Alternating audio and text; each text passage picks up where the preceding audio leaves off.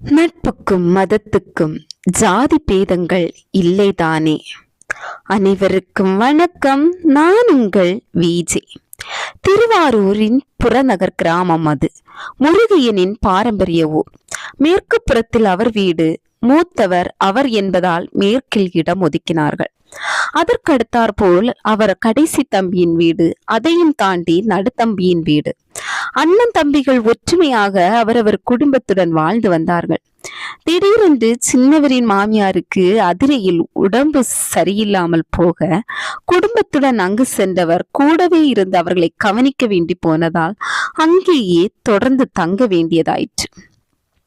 அந்த சமயத்தில் தான் புதுக்கோட்டையிலிருந்து முபாரக் அந்த ஊருக்கு வந்து ஒரு மளிகை கடையை ஆரம்பித்தார். ஊரில் சில பெரியவர்களை அழைத்து மளிகை கடையை திறந்தார். அவர் அப்படி அழைக்கப்பட்டவர்களில் முருகையனும் ஒருவர். முபாரக் தன் குடும்பத்தை அழைத்து வர ஏதுவாக வீடு ஒன்றை தேட, முருகையனோ தன் தம்பி வீடு சில மாதங்களாக பூட்டித்தான் கிடக்கிறது என்றும் வந்து பார்த்து பிடித்திருந்தால் அந்த வீட்டிலேயே தங்கிக் கொள்ளலாம் என்றும் தெரிவித்தார். ஊரின் முக்கியஸ்தர்களில் ஒருவரான முருகையனின் வீட்டுக்கு பக்கத்திலேயே இருப்பது தனக்கும் தன் குடும்பத்திற்கும் சிறந்த பாதுகாப்பாகவே அமையும் என்று எண்ணிய முபாரக் ஒன்றும் யோசிக்காமல் அந்த வீட்டிற்கு குடி வந்து விட்டார். அந்த சிற்றூரில் முபாரக் குடும்பம் மட்டுமே இஸ்லாமிய குடும்பம். எப்படி அந்த ஊரில் காலம் தள்ள போகிறோமோ என்று எண்ணி பார்த்து கொண்டே வந்த நூர்ஜஹானுக்கு முருகையனின் மனைவியும் மகள் வசந்தாவும் அந்த பயத்தை போக்கும் விதமாக நடந்து கொண்டார்கள். மேலும் சில மாதங்களில் அந்த உறவு இறுக ஒரே குடும்பமாகி போனார்கள். அந்த உறவு இறுக முபாரக்கும் ஒரு காரணம்.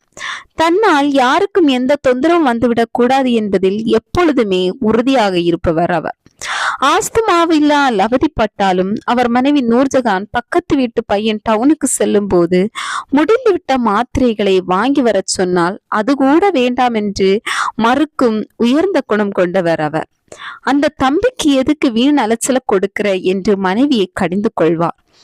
வசந்தாவும் நூர்ஜஹானை தன் சகோதரியாகவே பாவிக்க அவர்கள் நட்பு மேலும் ஆழமானது. ஒரு வாரத்தில் திரும்பதாக சொல்லிவிட்டு போன நூர்ஜஹான் 10 நாட்களாகியும் திரும்பாததால் வசந்தாவுக்கு இருப்பு கொள்ளவில்லை. இரவில் 2 முறை செல்லில் அழைத்தும் பயனில்லை.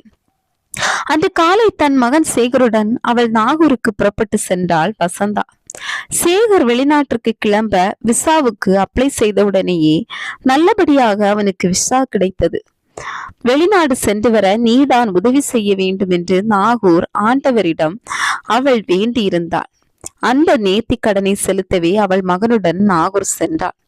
நாகூர் தர்காவில் பாத்தியா ஓதி முடித்துவிட்டு வெளியே வந்து கொண்டிருந்த போது அழைப்பு வந்தது. கையில் இருந்த பாத்தியா ஓதிய தட்டை மகனிடம் கொடுத்து விட்டு கைப்பையில் இருந்த செல்லை எடுத்து பேசினாள் வசந்தா. அக்கா, நூர்ஜஹான் தான் பேசுறேன். நாங்க இப்ப பழனியில முருக சன்னதிக்கு பக்கத்துல தான் இருக்கோம். 2 நாள் முன்னாடி முருகனுக்கு நேர்த்தி கடன் செலுத்த வந்தோம். உங்க ஊர்ல தொடங்குற மளிகை கடன் நல்லா போகணுங்கிற வேண்டுதல் தான் இங்க அனைத்துலக முத்தமிழ் முருகன் மாநாடு நடக்கிறதால இங்கேயே தங்கிட்டோம். ராத்திரி மாநாட்டுக்கு வந்ததால செல்லை ரூம்லயே வச்சுட்டு வந்துட்டேன். அதான் நீங்க 2 தடவை கூப்பிட்டும் பேச முடியல. எல்லாரும் நல்லா இருக்கீங்க இல்ல? அம்மாவை கேட்டதாக சொல்லுங்க. பரவாயில்லம்மா, ஒரு வாரத்துல வர்றேன்னு சொல்லிட்டு போனேன். நீங்க 10 நாளாகியும் வரலன்னு தான் என்னமோ ஏதோன்னு பயந்து போய் கூப்பிட்டேன். பழனி விசிட்டா, மாநாடு வேறையா?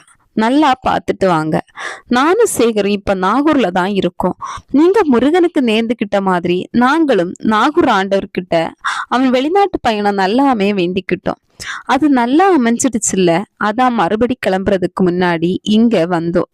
சரிம்மா, சீக்கிரமே வந்துடுங்க. பேசி முடித்துவிட்டு ஆசுவாச பெருமூச்சை விட்டாள் வசந்தா. நட்புக்கும் நம்பிக்கைக்கும் ஜாதி மத பேதங்கள் இல்லைதானே.